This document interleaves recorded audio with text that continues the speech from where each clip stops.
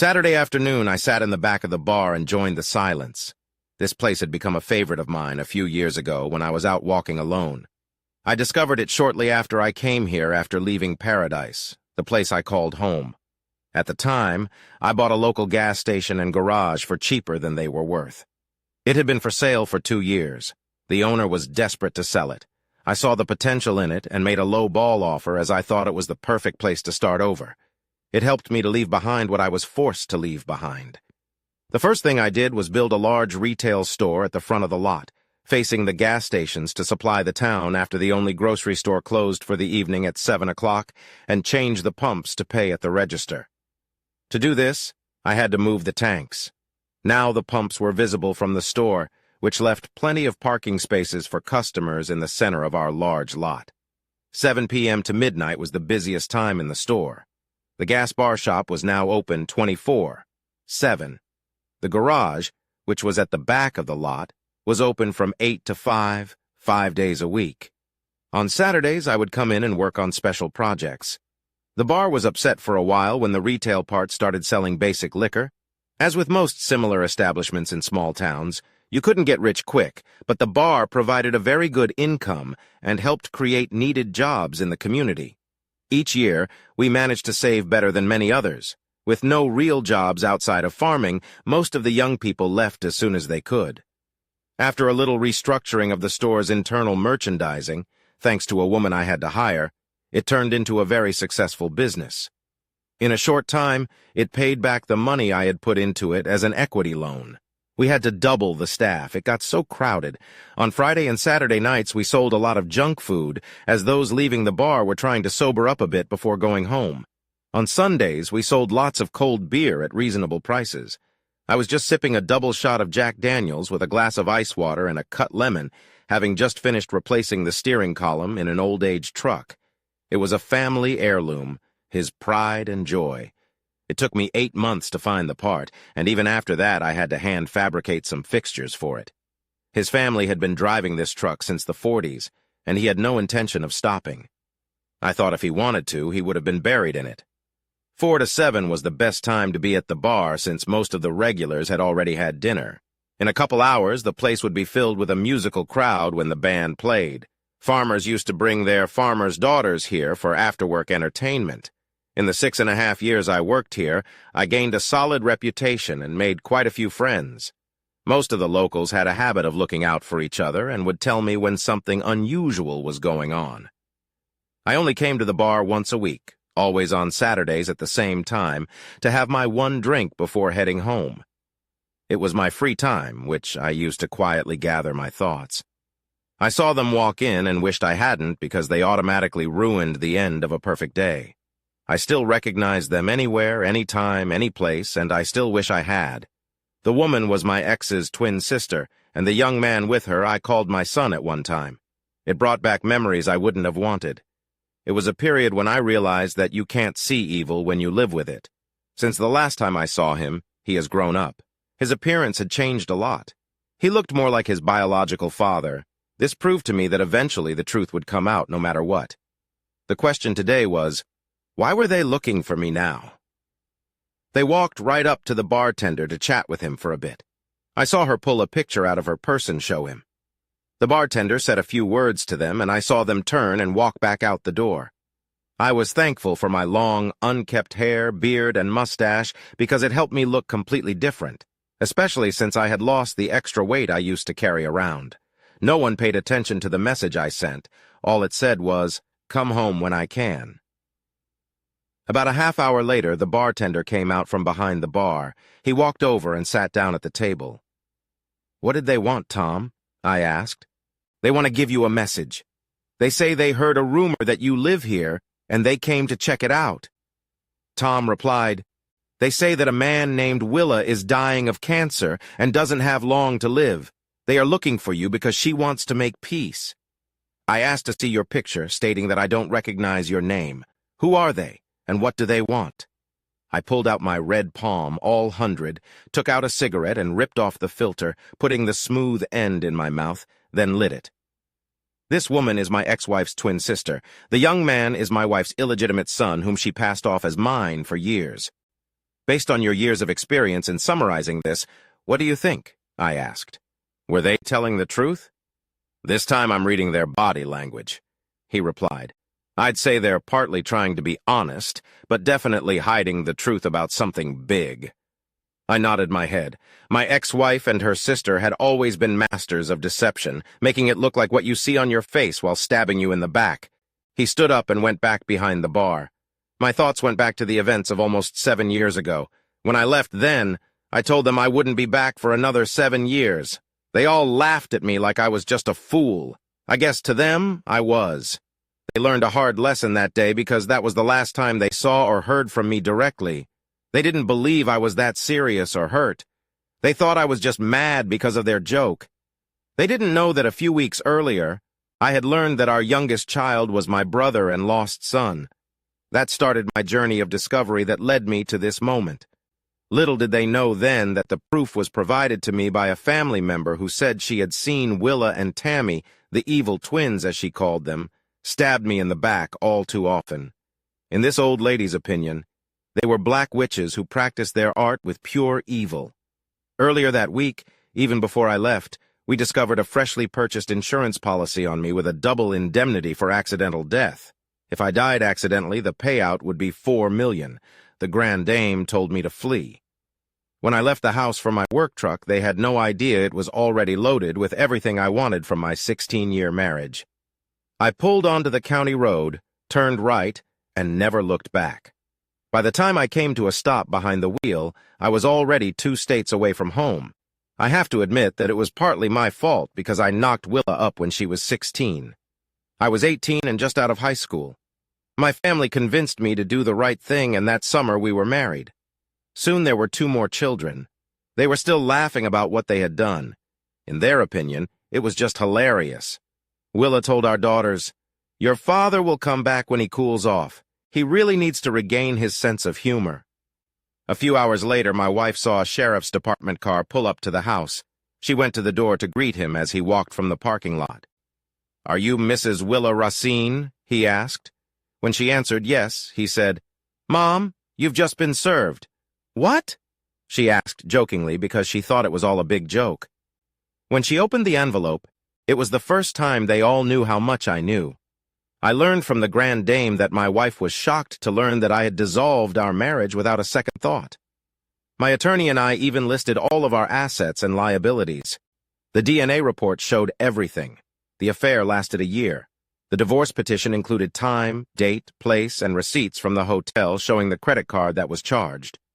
The material supplier even provided photos of the couple during the entertainment. In the legal envelope at my request, he enclosed a sealed letter. Upon opening it, Willa's sister learned that I was suing her husband for non-payment of child support, adultery, and public defamation. Then their laughter stopped. No one thought it was funny anymore. I was no longer the joke they thought I was. I was the one who had the last laugh. After all, their joke was that the only thing I was good for in their eyes was making money. Everything I did seemed to turn to gold and provide cash flow, so Willa and the kids were spoiled to bits and didn't need anything. Later in the afternoon, Willa found out that I had sold 3 of our businesses that I had built from scratch and paid off all the debt. Even the 2 apartment buildings we owned were gone. I sold them at a nice profit. I canceled all credit cards and removed my name from all bank accounts. I signed over my half of our house to her and took half of what we were worth in cash. All she had to do was agree to the divorce. In doing so, I reduced our cash flow from about $10,000 a month to 0. Unfortunately, Willa's sister had to learn firsthand what it cost them to use me to their advantage. My attorney took everything they had before the divorce because I had damaged them all. He froze their assets before they even got a subpoena. After the divorce, they were both broke. My attorney called her into his office when it was finalized and reimbursed her for a quarter of what they lost. "Why would he do that?" she asked. My lawyer replied that for him it had never been about the money. For him, it was and still is a matter of principle. If you don't know, it's something that you and your sister have proven you don't have. He believes that by giving you this money, he is giving you a chance to start over and hopes that you will learn from your experience. Willa refused to agree to a divorce until she spoke to me in person. So we were both still in an uncertain position. legally separated, but not divorced. I had no need to talk to a person who had no way to live for years. She had to work for the first time in her life. It was a new experience for her to learn that money disappears quickly and doesn't come in. I had my attorney forward anything important to the mailbox I rented from the FedEx store, and once a week they forwarded everything to my work address. I did this intentionally because I knew that given our history together, their shit would never stop. These two sisters loved to play on people's emotions and manipulate everyone involved in their lives. Knowing both of them, I knew they would plan their revenge. It wasn't a question of if, but when. In their family, there was no such thing as being able to leave. If they couldn't find me, it would really upset them. The longer this went on, the worse their payback would be. There was no way someone was going to get past them. Up until now, I thought I had succeeded. With Tammy's appearance, I realized that their game wasn't over yet. I finished my drink and headed toward the house through the back door in case they were watching the front. I crossed the empty lot behind the house and walked around the block on the back paths, heading for my pickup. I was just unlocking the door and preparing to climb inside when a man stepped forward and said, "You're a hard man to find, Mr. Arthur Seth Racine." No doubt about it. I turned and looked at him and said, "How do you know that?" "My name is Peter Edwards. Your oldest daughter, Connie, is my wife." He said, "It could be a blessing or a curse for you," I said, "if she acts like her mother." "So why are you here and what do you want?" "I came looking for you," he said. "Some things need to be settled in the past." "That would be the case if your mother-in-law," I said, "would just sign a divorce agreement." "What divorce agreement?" asked Peter in surprise. I told him to get in his car and follow me. After a few minutes on the main street in town, I turned right and drove about a mile, then turned left onto a long driveway. I stopped at the farmhouse and led him into my home office. I pulled out a folder of divorce papers, turned on the printer, and told him to make copies of anything he would need. Peter didn't need to know that I didn't live here, but had built it for the grand name who we hoped would finally say she was ready to move out of paradise. Peter was a pleasant-looking young man, about 25 years old. His hair was professionally styled. He had a self-confidence that came quite naturally. He seemed to me to be an educated man. I wondered if he was who he said he was, and if he was part of Willa and Tammy's team. He used my Wi-Fi password and downloaded everything into his laptop from my home computer. All the important records were stored here, and the master copy was in a safety deposit box. One of the things he was interested in was a copy of the Sheriff's Department report that Willa had to sign the day she was served with the summons. The only thing he was able to print out was a letter from Willa's attorney to mine. It was the letter from the lawyer to my lawyer that did the most damage to what he had been told. In it, everything was written in black and white. Willa and her attorney had agreed to a property division, but would not sign off on the divorce until I spoke to her in person.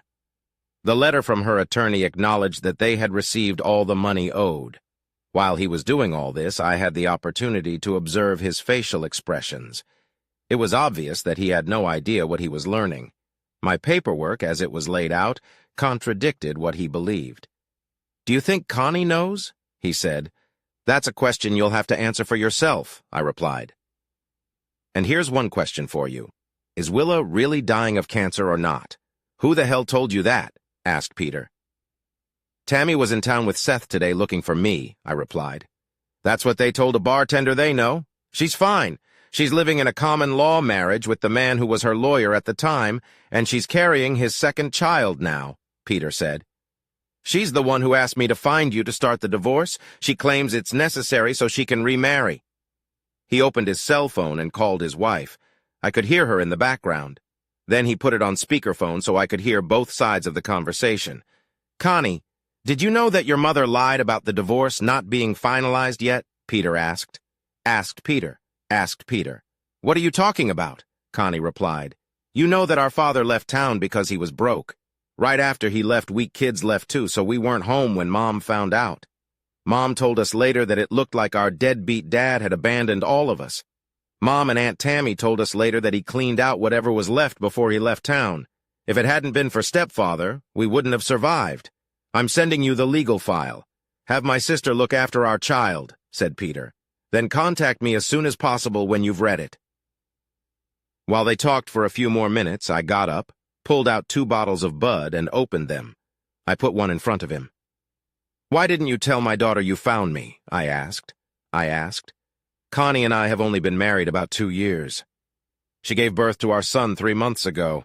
Rest assured, for now, I'm not going to tell anyone that I found you, Peter said. As far as everyone in the family knows, I'm working hard investigating a case.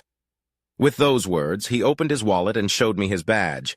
It said he was a police officer for the Paradise Police Department.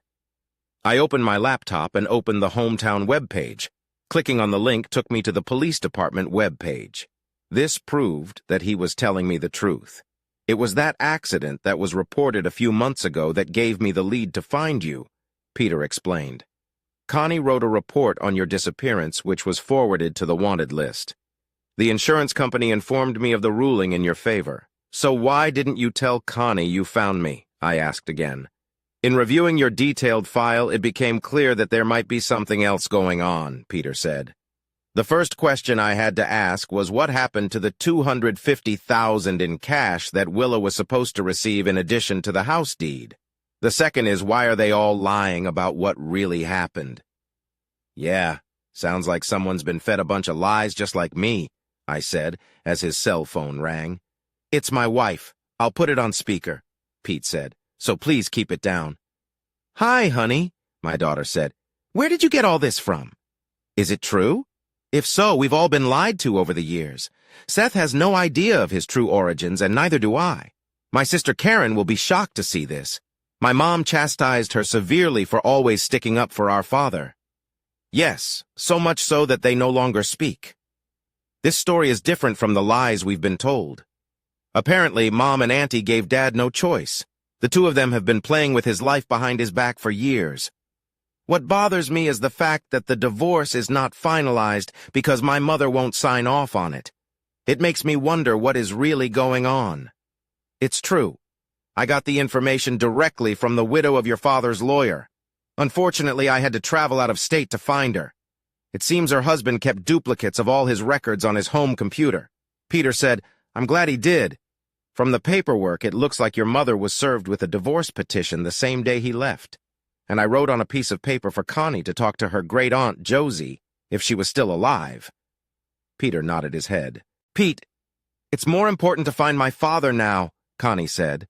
My father deserves to be free of my mother and her scheming if only to finalize the divorce. What happened to the money she got? If the house belonged to her, why did she have to sell it? The more I look into the facts, the more I wonder what the hell was going on and why she was planning to sue him for desertion as soon as she found him. Hey, I have an idea.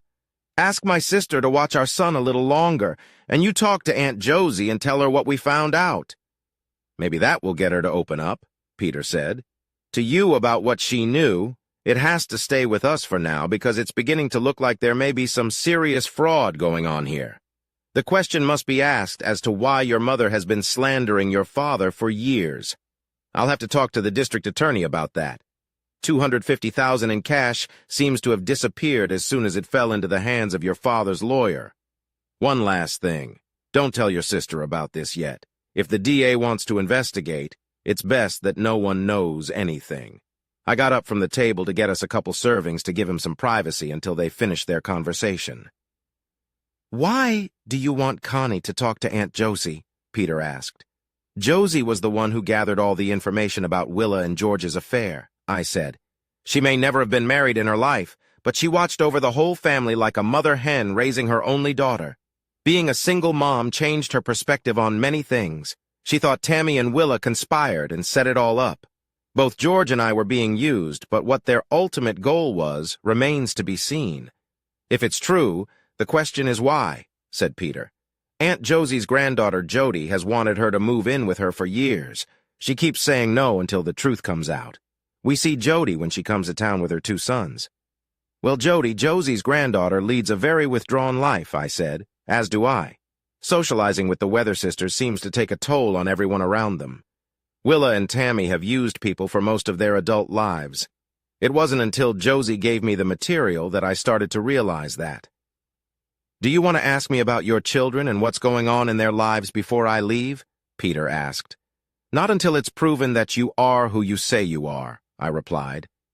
Given the family's history, this could just be another part of their game, and you're doing what they told you to do. You might want to look into the sudden death of my lawyer, because if she's planning to sue me, what makes her sure she can win?" Peter's face turned white. I think he realized for the first time in his life what kind of people he had married. We decided to trust each other enough to exchange cell phone numbers. He promised to let me know if he knew anything. I got up and walked him to the door, shook his hand as we said goodbye. When he left, I cleaned up and locked the apartment. I got in my car and took the long way home, where Jody was waiting for me, just to make sure I wasn't being followed. It gave me the time I needed to think things through. My life had improved greatly since I had put the past behind me. Did I want to relive it all again? Did Willa and Tammy have a long-term revenge plan because they needed to get the upper hand on me? Knowing these two, I knew I had to prepare myself for what I was about to face, because if they ran out of money, they would go to any length out of greed to get it. As soon as I walked through the door, two little babes grabbed my legs. I bent down and picked up the two little ones. At their 3 and 4 years old, they were the apples of my eyes, just like their mother. I felt blessed to have all 3 of them in my life. My mutual wife Jody called out that dinner was almost ready, so go wash up. I happily agreed. Over dinner, I told her about what had happened since I closed the store. I couldn't have imagined how my life would turn out the day I left paradise for good. When I left town almost 7 years ago, I promised my grandmother, Jody, the grand name of José's, that I would keep in touch with her, and I did. I tried to call her every Sunday. It had been 1.25 years since the day she called me, needing my help. Her only granddaughter needed to get out of a failed marriage and find a safe place to start over. At the time, Jody was 10 years younger than me and had no children. I didn't know much about her since they lived on an army base and were out of state, but I owed Josie a debt of gratitude and was glad I could repay her for all she had done for me. It took me a week to find a 2-bedroom apartment for her and partially furnish it. For the most part, finding a place to live in a small town is nearly impossible. I found it thanks to a friend of a friend. The day I arrived to pick up Jody, she had quit her job, cleaned out her bank accounts, and packed her bags. Her husband was about to enlist in the Army as soon as he got home from his last military service on base, which was a 2-week intensive training exercise. They were going through a drill that simulated real combat conditions, and so they were out of the house for the entire time. It was about 8 in the evening when I pulled up to her house in the U-truck I had just rented for a one-way trip. I arrived quietly without giving anyone a heads up. Along with a few of her neighbors and friends, we moved everything she wanted into the back of the rented truck. I was in and out of her town in less than 4 hours. When asked where I was from, I refused to answer, saying it was better that no one knew for now. As we drove back, Jody and I began to get to know each other. It was deep into the night when she got a call from her grandmother. I smiled when she said, "Yes, Grandma, Art picked me up. You could have warned me that he is a wild bushman who might look half decent if he cleaned himself up." The next day, Josie contacted her granddaughter's attorney to have all her legal documents and communications mailed to my FedEx box. Jody warned us both that her soon-to-be ex-husband could cause quite a bit of trouble. I took a proactive stance to protect her. Over time, we both became convinced that my thinking about her situation was correct. Jody took over the management of my store. Over the course of a few weeks, she proved to me that the store really needed a good manager. It turned out to be the best decision I ever made, as she made it look easy. The changes she made with my approval made the job even more successful. For her, the needs of the customers came first. Her personality alone brought in many new clients. She worked with each of the employees, assigning responsibilities and establishing rules of behavior. She blessed us with becoming a staff, problem-free operation. Josie had to get a restraining order against Jody's ex because of his constant verbal threats against her. He was dishonorably discharged for what he did because of Jody's departure, and he moved back to my old hometown because he thought that's where his ex-wife would be. Being the new girl in a small town makes you the center of attention, so to keep the horny single men at bay, Jody kept wearing her diamond ring. It gave her protection when she needed it most, and time to adjust to her new life. Within weeks, she was doing all the banking and getting the bookkeeping in order. Everyone accepted her because I brought her in. Jody was wonderful in every way, but I loved her personality and honesty. It didn't take her long to appreciate a person on their own merits. She had long black hair hanging down, which she hid from her face. When asked who the lucky man was, she replied, "I'm sure you'll figure it out for yourself." That was all it took for the rumors to spread. Soon, because of the gossip, it became known that we had met on the internet. Behind our backs, she was being talked about as Art's future mail-order bride. On Saturdays, since I worked alone that day, she started bringing me a boxed lunch. I'm the kind of person who, when I'm busy doing something, forgets to take the time to eat. As a result, I lost a lot of weight. At this time, we started building our relationship. After a few weeks, everyone thought we were a couple. If one of us was invited somewhere, it was automatically assumed that the other would come too. Neither of us were looking for a new relationship, but we kind of grew into it. Josie kept us updated on what was going on at home. We became curious when we learned that Jody's ex was on friendly terms with Tammy. The day she got her divorce was the day our relationship went to the next level. We spent the night at the only drinking establishment in town with a group of friends. It was while doing a slow dance under the dimmed lights that we shared our first kiss. 6 months later, we moved in together. And while the kids were in the bath getting ready for bed, I stuck a small wastebasket in the sink and shaved off my beard and mustache until there was nothing left but stubble. My children froze, watching me. I took the ball and brush she'd bought me for Christmas and soaked my face, then did the same to them, much to their delight. Jody walked in, seeing why the kids were giggling just as I started shaving. Her blue eyes gleamed with surprise. The faces of our 2 boys were soaked up. All 3 of them watched me as I finished what I had started. "It looks like Daddy would look like you with a clean face," Jody said teasingly. "Do you think I should cut his hair too?" Both toddlers answered yes. I just laughed and said that's something I can have the barber do on Monday. "No, I'll do most of it myself," Jody said, "before you have a chance to change your mind." So after drying them off and getting them dressed for bed, they sat at the kitchen table and watched their mom cut my hair. By the time she was done, I looked like a human being again. There was more hair lying on the floor than was left on the top of my head. I barely recognized myself when I looked in the mirror. I told Jody that she had done a great job. Jody sent me into the shower to rinse off all the fine hair and got to work cleaning up. While I was doing that, her grandmother called as my daughter Connie had just left. Jody was under the impression that when it came to her grandmother's sister's family, Jody was planning to go to war. Her grandmother thought it was time to straighten those bitches out. Connie left her great-aunt's house knowing that each of my 3 children were to receive an annuity of $600 a month each in lieu of child support, purchased by me through Mutual Life. None of them were getting any of that. Damn, it was a wild night. If I had known shaving and cutting her hair would turn her on like that, I would have done it sooner. For the entire next week, I had to endure the "Who are you?" and "What did you do?" jokes from everyone who knew us. Jody was asked if she had to blackmail me into joining normal society. Jody responded with her usual humor, saying that I had promised to make him take a bath at least 3 times a week. Most understood the joke, some didn't. It was interesting to see how things are in paradise when you believe your shit doesn't stink. Bird of Paradise informed me that I would be sued in civil court for child abandonment, desertion, and back child support. Jody and I found this amusing. They thought that if they got a judgment, a collection service could be hired to find me. When the male AESD broke the news to us, he thought it was a big joke. His boss and the DA even hired an attorney to speak on my behalf. Then he explained that they took advantage of my situation to give them time to put the pieces together. Peter estimated that Willa and Tammy had stolen over $48,000 from each of our children. They took a new look at the sudden death of my former attorney. Jody's ex-husband was now of interest to them. By revisiting the cold case for what I assumed was an accidental death, it was now an open criminal case. If what they learned was true, Willa and Tammy were facing 7 to 10 years in prison. Willa's former attorney, now her common law husband, could be disbarred because he was the one who had filed the lawsuit. A scam had to be pulled in order for charges to be filed. The lawyer they hired for me would be paid for by them. They wanted all the records I had to surface at the end of the investigation because it would give them time to build a stronger case against them.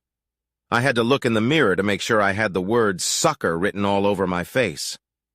For a few weeks we had peace and quiet. Then the grand A name called. Jody called us Sunday night and told us that the paperwork would be filed on Monday.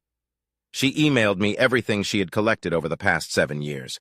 She had masterfully assembled a whole truckload of notarized statements, personal conversations that were videotaped about what was going on, and the names of 3 or 4 attorneys who would be perfect for the countersuit she thought I should file. What caught my eye was the $2 million accident insurance policy. Neither of us knew it still existed. That explained where some of the money had gone. Jody found out it had been purchased 6 months before I left. Jody and I spent half the night forwarding all the information to the DA after reviewing it. Jody and I were certain that this was all being done to lure me back so that I could be set up to be taken out later.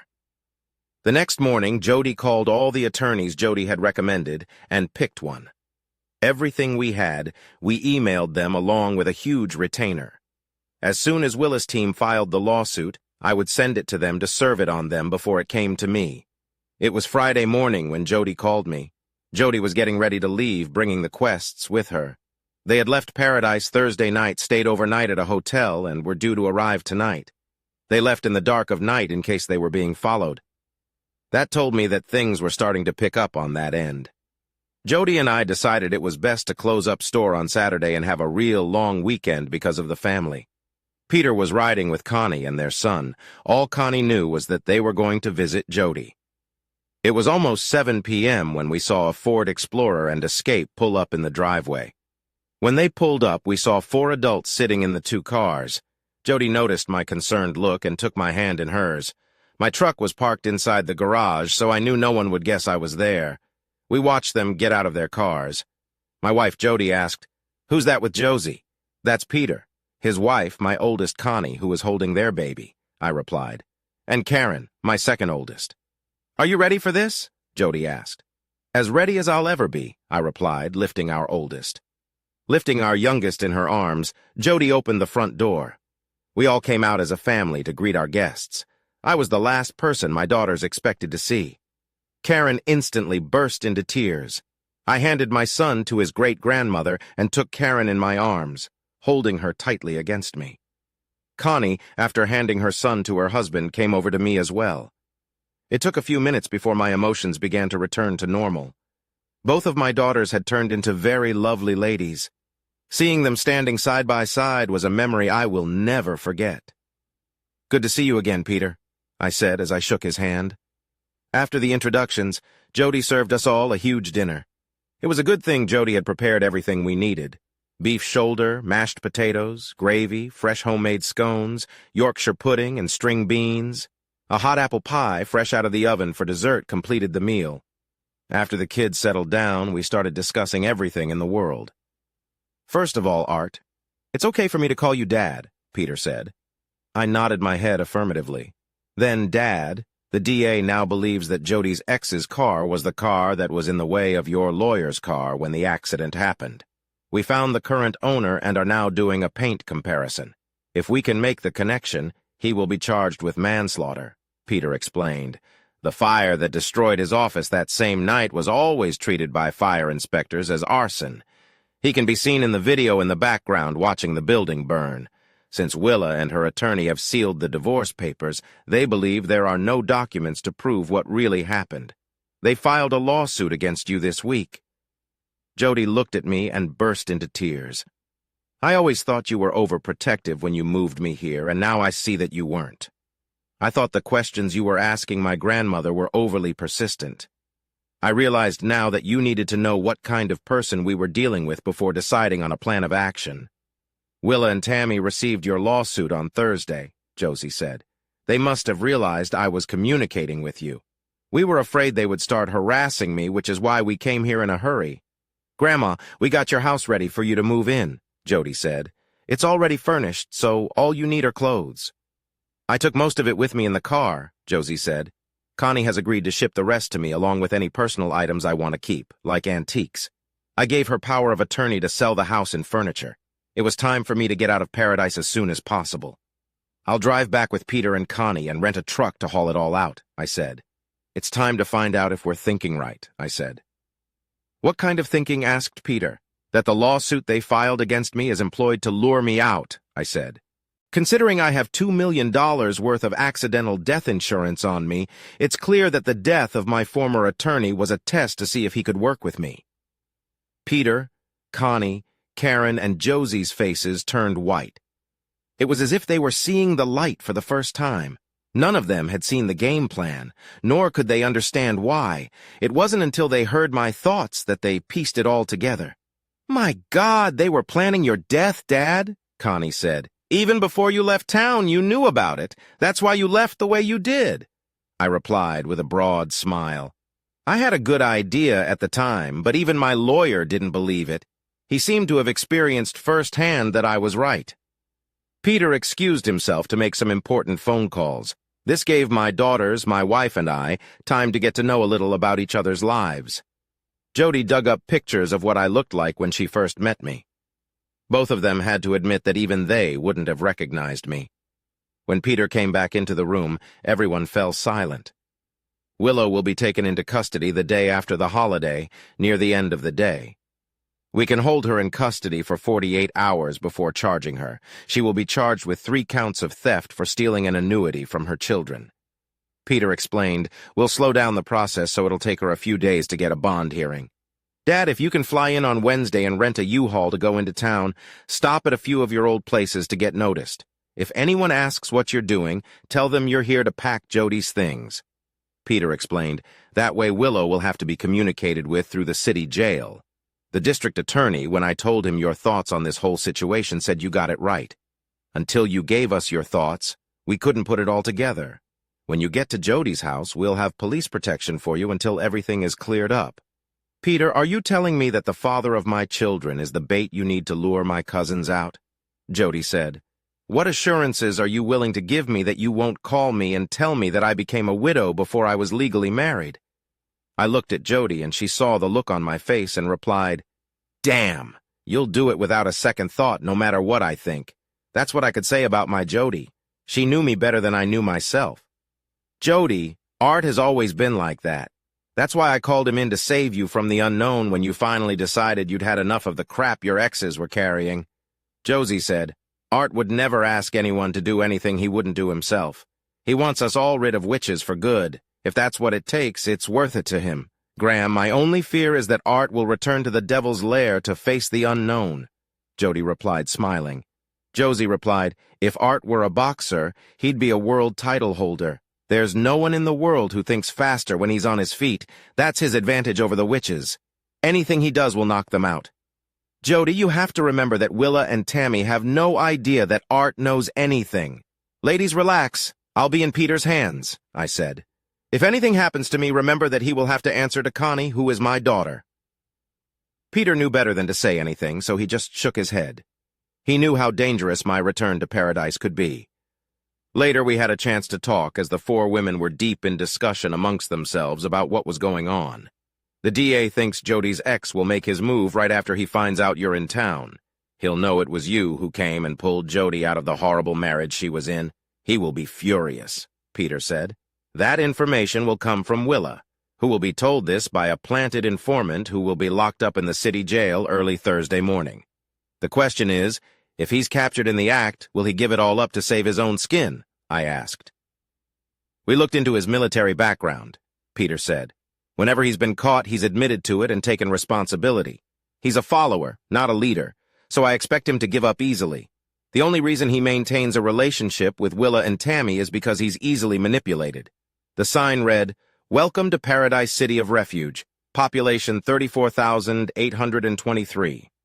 All it gave me was confirmation that the City Council had declared that the laws of the United States of America did not apply here. Welcome to our version of the Wild West.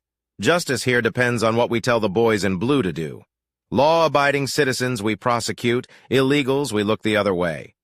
We're not biased after all, that's the progressive way. The privileged working class always has to pay for the sins of others because those in power had to please their masters who wanted the minimum wage lower and labor cheaper. To give them that opportunity, many things were done that required those in power to look the other way. Not much had changed here in almost 7 years, except for the freshly paved main street. Everything looked the same. I decided that if I wanted to get noticed, my first stop should be my old favorite establishment if it still existed. Luckily, Bob and Betty's Burger Bar still existed. It looked the same, only it was freshly painted. I pulled into the parking lot, got out of the U-Haul truck, and headed for the main entrance at 11:15. I was just ahead of the weekday lunch crowd that would be arriving. I was counting on the fact that since I was a businessman in a former life, my face would be recognized. We wanted them to know quickly that I was back. As I took a seat and picked up my menu, I noticed several faces looking at me. I saw several people using cell phones. A server approached with my coffee and creamer and asked if I was ready to order. "Is Wednesday's specialty of meatloaf, baked beans, and garlic mashed potatoes available?" I asked.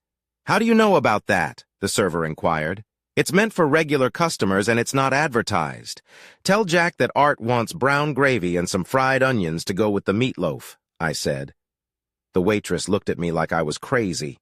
I stood up and said, "Never mind, I'll tell him myself."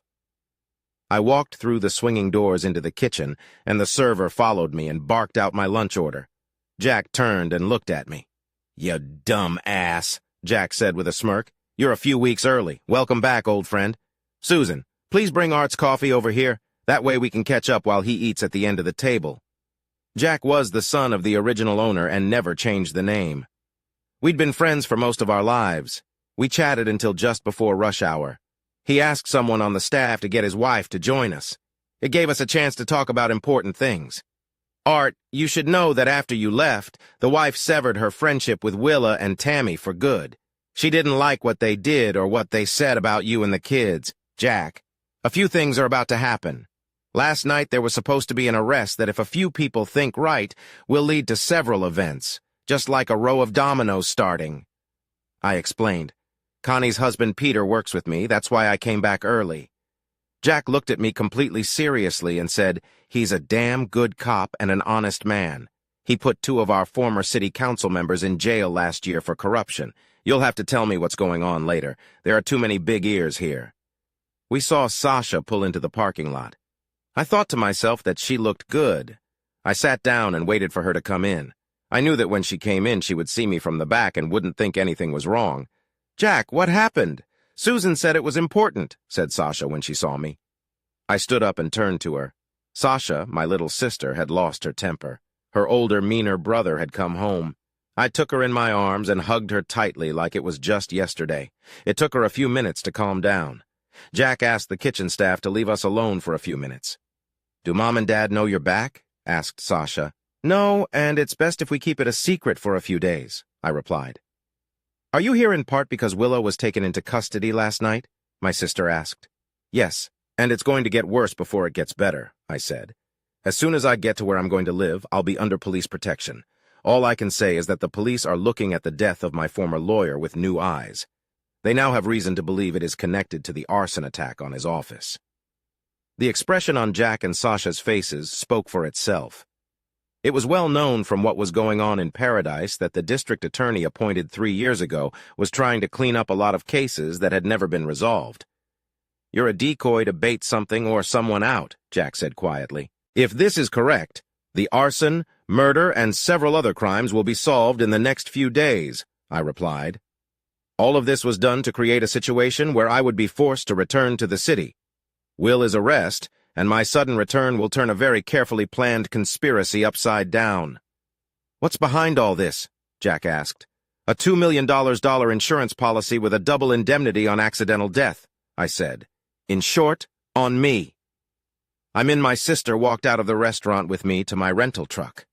We were standing around chatting when we noticed Tammy pulling up beside us. "Where are you staying?" my sister whispered.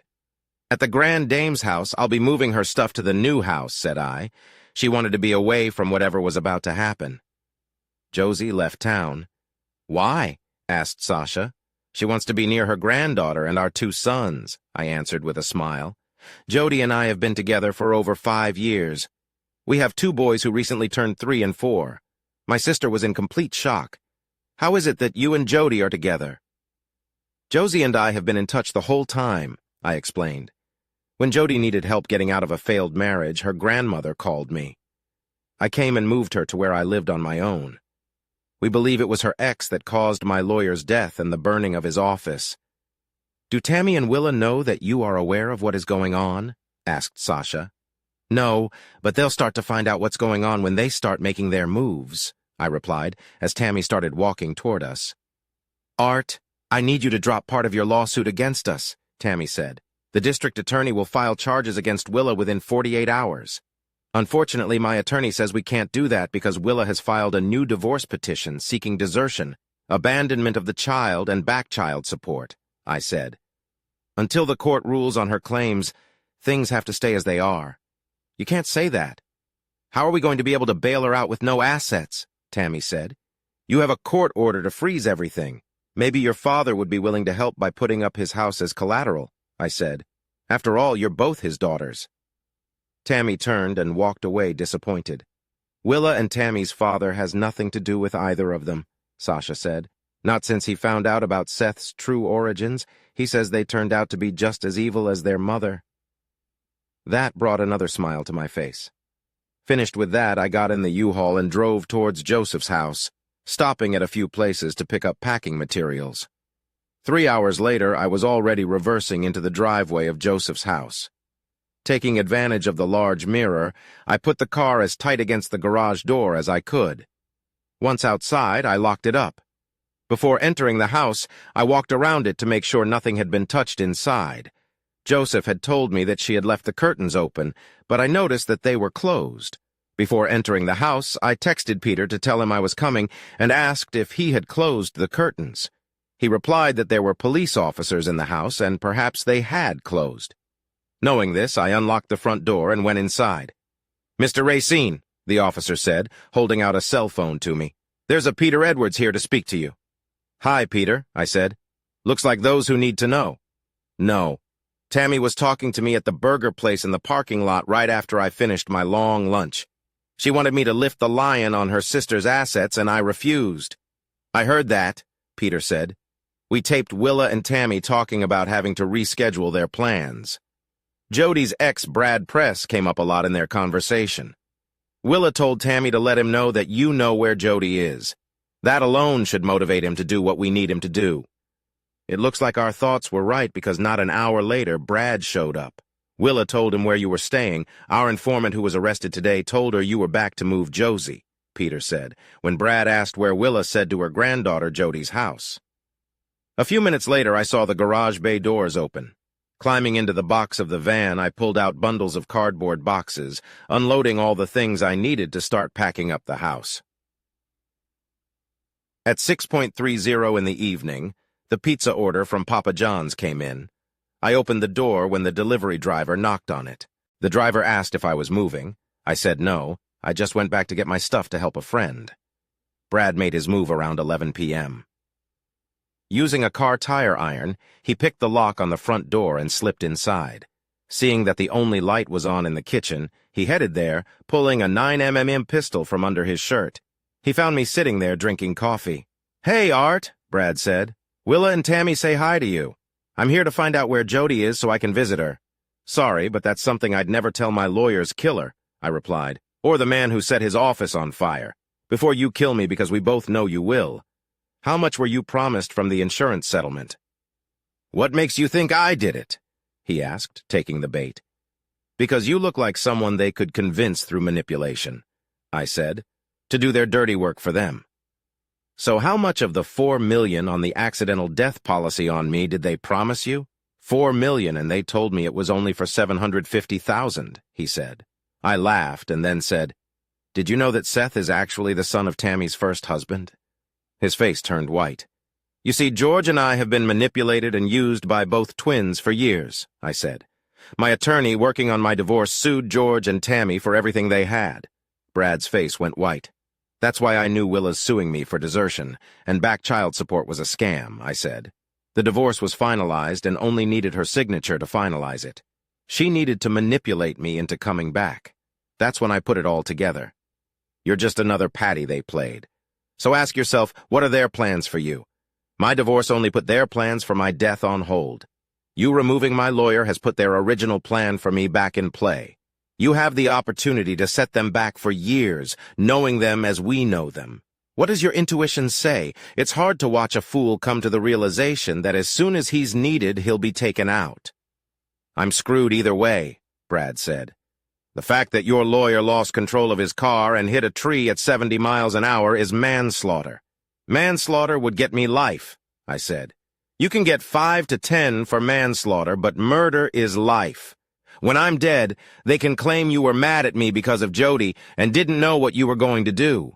Did they set you up to victimize you because most accidental death policies don't cover murder? If you were in my shoes, what would you have done? Asked Brad. You'd make a pittance, turn in the state's evidence, and hope your cooperation would be taken into account. That way, you'd get revenge on those who were probably planning to take you out, I said. Brad put the gun on the table and said, "Call the police." I said, "Brad, turn around. They are standing behind your back. Next chapter." Connie watched her husband on the phone and wondered what was wrong. Peter had told her that her father was at Josie's. A late call on his cell phone woke them both up. While he was talking, she put the kettle on to make them both hot chocolate. When Peter picked up the phone, he was smiling. "Your father surprised us all tonight," he told his wife. Brad broke into the house to destroy it and wanted information on his ex-wife. He talked Brad out of it and basically forced him to confess everything. The undercover cops videotaped the whole thing. Connie froze with surprise. How did my father do that? He told Brad some basic facts that Brad knew nothing about, like the truth about Seth's origins, Peter said. I think your father convinced Brad that the insurance policy wouldn't pay out for a death by murder, and that was the deciding factor. Even I don't know if that's true or not, but it created the doubt necessary for Brad to accept the consequences of a lesser offense instead of life in prison without parole. Aunt Josie used to say my dad was a quick thinker, but this is something I didn't expect. What does this mean for my mom and sister? Asked Connie. If Brad agrees to testify against them in court, they'll both be charged with arson, manslaughter, and at the very least attempted murder of your father, said Peter. Connie picked up her cell phone and dialed Jody's number to let her know. The two of them made a plan. Josie would watch the kids for a couple of days because Jody was going to the airport to catch a plane. Connie would meet her at the airport when she received a text message about her arrival time. Finished talking, she called her sister and explained everything. Peter had gotten dressed by this time and was going to drive to the station to get a signed statement from Brad before the end of the night. I didn't wake up until 8 in the morning. The first thing I did was call Jack. I needed the front door fixed. He said he had someone he knew, and within half an hour he was there. The front door was replaced, a new trim, and a new lock installed. The gentleman was just finishing the job when my daughter Connie drove into the house with Jody. Jody jumped out of the car and ran to me. Tears were streaming down her face. In that moment, I realized how much she had been through in the past few days. Brad was taken into custody last night, I said. He surrendered to the police officers who were protecting me. I was never in any real danger. If that was the case, why didn't you call me? Jody said. Why did I have to hear about it from Connie? It was almost 2 in the morning last night when the police cleared out. I answered honestly. I figured I'd call you today. I put my arm around my wife and pulled her tightly against me, then said, I promise I will never put myself in that kind of danger again. As soon as the repairman finished his work, we locked the car, putting her luggage away, and went to my brother's restaurant to eat. There we were met by Karen, Sasha, and my parents. Jack's staff had to move 2 tables so we could all be seated together. Jody was properly greeted by everyone. Our breakfast when it arrived was top-notch. Jack was so excited about what had happened that we ate it all. My parents were very happy to learn that Jody and I had 2 sons, named Carson and Hunter, after both of my grandfathers. I think my parents went through all the pictures of our children and ourselves that Jody had saved on her cell phone. My daughters opened up and told them about how they took Josie out and discovered me. We were still there when Peter joined us. I noticed he looked tired. Willa and Tammy are in custody right now, Peter said. Brad has made a clean confession to everything, including his original intent to kill his father. He will be charged with arson and manslaughter when he testifies in the witch trials. Tammy and Willa are charged with 3 counts of grand larceny, 2 counts of conspiracy to commit murder and fraud. The district attorney is now meeting with the divorce judge who handled your father's case to see if he can expedite the finalization of your divorce. Peter, are you saying that Art and I can finally get married? Asked Jody, trying to comprehend what she had heard. The DA took the papers with him when he went to see the judge, Peter explained. Along with Dad's original divorce papers, he's hoping that the judge, having been fully informed of everything, will waive the requirement for Willa's signature, the waiting period, and issue the divorce certificate. Jody, I said, I think I'd better buy you a proper engagement ring today and finally propose. Everyone murmured at my remark. Tears came to Jody's eyes. She had always believed we would do it, but this was something she hadn't expected. Before we left, Mom and Dad made us promise to come over for dinner. Jody and I busied ourselves packing again until about 5:30, and then we headed over to my parents' house for dinner. Mom and Dad had a lot of questions. Jody told how I had saved her from a failed marriage thanks to her grandmother. Then she told how she got her first job and where it led to. We were still enjoying their company when Peter and Connie showed up with my divorce certificate. It was good to know that I was now free. When Jody was given a chance to talk, she kept bragging about our children and our life together. It was my mom who said we should have a wedding before you both got back. That's when my father got Peter's and I's attention. Grabbing a glass of fresh beer each, we followed the leader. We ended up moving into my dad's den because we couldn't get a word in edgewise. When word got out that Tammy had been arrested, people started calling in with more information. Half of the DA staff had to help us. Turns out what we knew was only scratching the surface of what the couple was up to. Now it looks like the mayor will go down with them. And what's going to happen to Will's common-law husband? I asked out of curiosity. And how deeply involved was he in all of this? He'll probably be disbarred, but he'll be involved in raising their children. Nothing we've found so far links him to the witches, said Peter. Has anyone notified Aunt Josie? Connie looked into the room. Jody's daddy wears a size 6.5 ring, in case you were wondering. A few minutes later, Peter and I were on our way to the mall where he bought Connie a set. Knowing Jody's taste, I bought a 3-ring engagement set. When we returned, we were pleased to find that they didn't know we had left. I was on the phone with Josie when Karen and her boyfriend showed up. The house was full, and we all moved into the living room. The men had to bring some chairs from the kitchen. Dad told Jody to sit in his chair. This let my mom know that something was up. So she watched the scene with her eagle eyes. And there was silence in the room as I walked over and knelt down to ask my common-law spouse to legally become my wife. I caught her off guard. Of course, she said yes. The party went on. My father proudly said, I need to catch up on almost 7 years of drinking with my son, and Jody and Art, your engagement is the best way to start. Peter had to drive Jody and me back to Josie's. A lot of stress and worry was relieved. Friday, we went to City Hall to pick up our license. Jody found out she had gotten into Connie's wedding dress. Jack agreed to be my best man.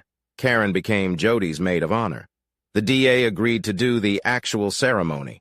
I had to buy a suit at Macy's. There was no way my future girlfriend was going to let me marry her in blue jeans. On Sunday afternoon, in the backyard of my parents' house and the presence of the entire family, we said our vows to the admiration of everyone. Even the twins' father was present. We told everyone we didn't want any gifts, but my former father-in-law pulled an envelope out of his vest and handed it to me. Colin, this is not a wedding gift. It's your early inheritance, he said with a smile. The rest of my estate will go to your daughters. I slipped the envelope into my suit and forgot about it for the rest of the day. Everyone in attendance videotaped the entire ceremony and texted it to Aunt Josie. Someone asked where we were going on our honeymoon. Jody's response was, after everything we've been through, once Grandma gets settled in the new house, our honeymoon will consist of a week in Florida and a week in California, where we will enjoy what Disney has to offer with the kids. Because without family, we wouldn't be where we are today. Before we headed home the next day, I handed Jody an envelope. Inside was a bank promissory note for $100,000 with a note on it. It read, "Thank you for helping to fix karma. I always thought the twins killed their own mother. I will enjoy watching them get the reward they deserve for their deeds. And so will my granddaughters." Jody put the envelope in her purse without saying anything to anyone. After hugging my daughters and my parents, Jody and I climbed into the U-Haul car. We drove home without thinking about the fact that we were finally